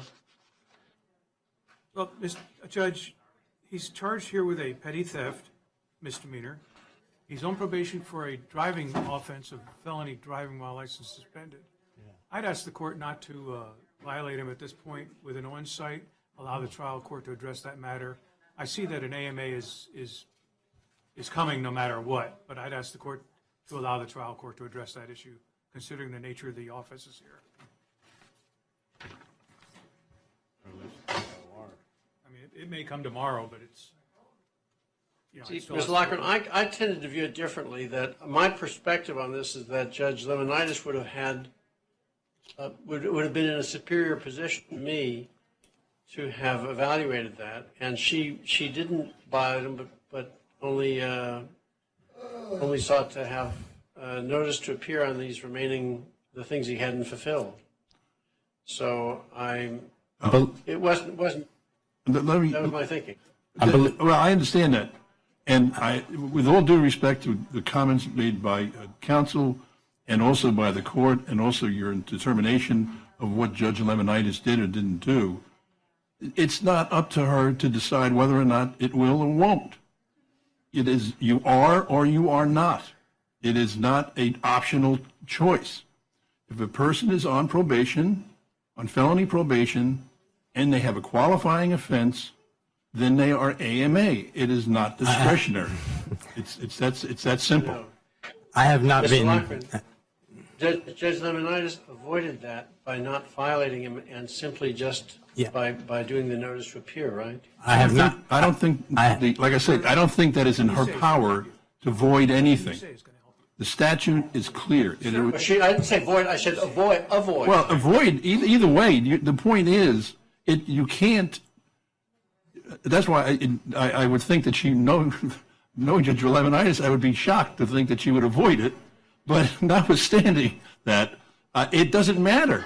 The fact is, it is what it is. AMA is AMA. There's no discretion in metering AMA out. It is a statute, and we're expected to follow the statute. And I'm requesting that you on-site him, and I'm requesting that it be held AMA. And Judge, I agree. The state is right. It is inevitable. However, my argument is to ask this court to allow the trial court to address the site, because that is discretionary on this court whether to issue an on-site or not. And I'd ask the court to allow the trial court to address it. Well, the issue, I don't know. Yeah, the issue is that apparently Judge Lemonitis is on vacation this week, which is hence bringing it back to before you, Your Honor. You know, I too fully expect that Judge Lemonitis is conversant with the requirements of the AMA. And so therefore, I was interested to learn what her perspective on this was, because I agree with the proposition. It is it leaves the court with no discretion on this matter. Now, I understand that there's some argument to be made. I wouldn't on-site him, but on this matter, I would go ahead, issue an on-site violation of probation in 18 CF 21941-A. No bond on that. Is he entitled to a bond on the petty theft, Mr. Laquan? Yes, Your Honor. What do you recommend? The state would recommend $500. Any argument as to the misdemeanor? No, Your Honor. 500 cash or surety. Don't go to the location of the alleged offense. No contact with the alleged victim. Appear for your next court date. As reflected in the paperwork, I direct you sign. Okay, so thank you, Your Honor. So do I? Pardon me. I'm just. I think you may have misspoken. As to the case numbers, I see as 18-21741 CFA. I'm sorry. I may have 21741. I misspoke as to the number. I can't hear him when you're talking. Robert Wilhite. Judge, did you issue? I can't hear you over here sometimes. What did you do about the VOP? Did you issue an on-site? The VOP, I issued an on-site on that matter and directed he be held with no bond pursuant to the terms of the Anti-Murder Act. Thank you. How can I have that when I haven't actually violated yet? This is a violation. Huh? Okay. Well, I haven't even been The state questioned for it confirmed yet. that the probation was ongoing. There's a new criminal offense for which I have found probable cause. Therefore, that would constitute a violation, and I direct that you be held pursuant to that violation as I have just ordered. Now, Robert Wilhite. Y'all are.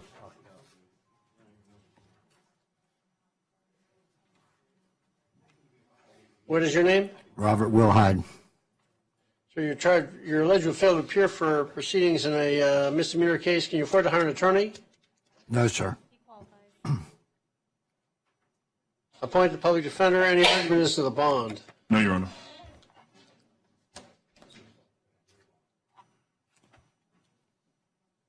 Just give me a moment.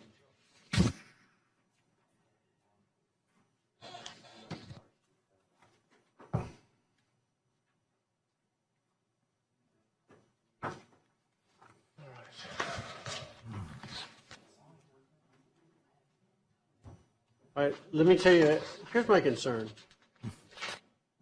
If he's left here on this panhandling charge, they may not, because he was already a failure to appear, he would be in here until the date in July when he sit before Judge Ingram.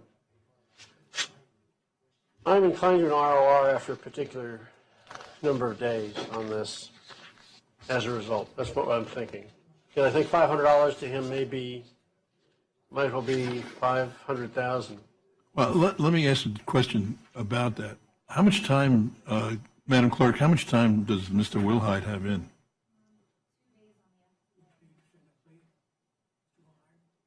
I would just do a credit time serve and resolve it, Your Honor, if that was okay with you. If not, then the ROR is fine. All right, sir, Ms. Wilhite, Yes, sir. I didn't hear you. How much time does he have in? 2 days. 2 days, I think. All right, 2 days. Ms. Wilhite, are you interested in entering a plea of guilty or no contest? If you were adjudicated guilty, there'd be mandatory court costs. There'd be 2 days and credit for the 2 days you served, and there'd be no return for 6 months to wherever it is that you were allegedly panhandling. Yes, sir. I'll Okay, agree would to you be that. interested in entering a plea Yes. of guilty if those were the terms? Yes. All right. What I'd like to do is have you read over a plea form. Can we furnish him one of those, please? Read this over. It talks about the rights you're giving up. Right? We won't be having a trial. It talks about some other rights, too. I'd have you take a look at that, and if you're agreeable, you can sign it, and we'll talk again in just a bit, okay? Okay. All right, thank you. Jeremy Winton.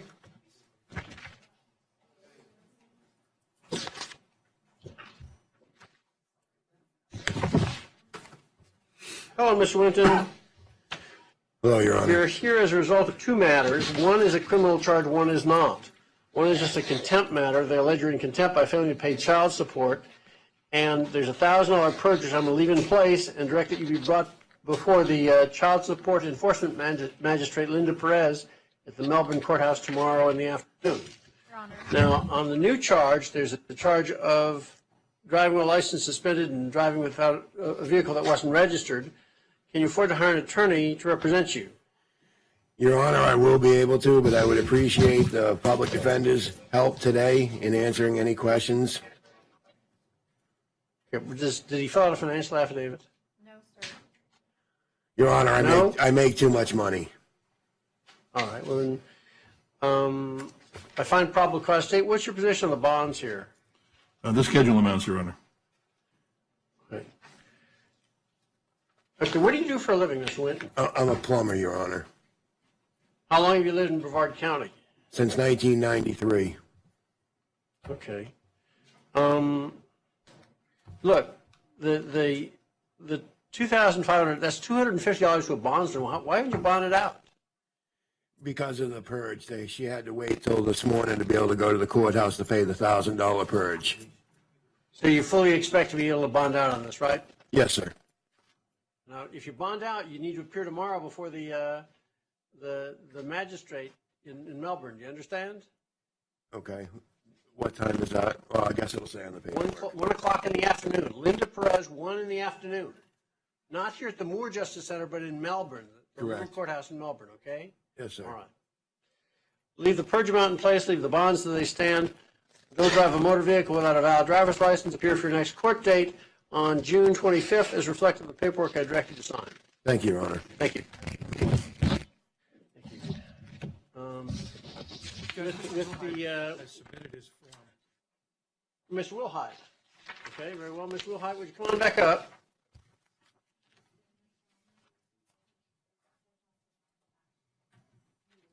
One moment.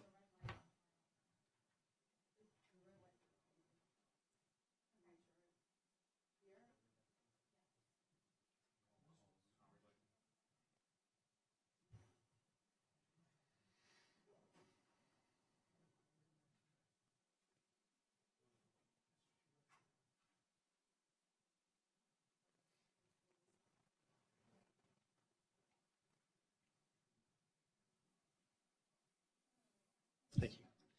Ms. Wilhite, Yes, sir. do you swear or affirm that any testimony you give in this proceeding will be the truth, the whole truth, nothing but the truth? Yes, Your Honor. What's your full name? Robert Douglas Wilhite. Ms. Wilhite, did you want to enter a plea of guilty on the charge, on the panhandling charge that we talked about earlier? Yeah. Has anyone promised you anything or threatened you with anything other than those terms that we outlined here in open court? Anything else? No, sir. While you're feeling pressured or coerced in any way to do this? No. Are you under the influence of any drugs or alcohol? No.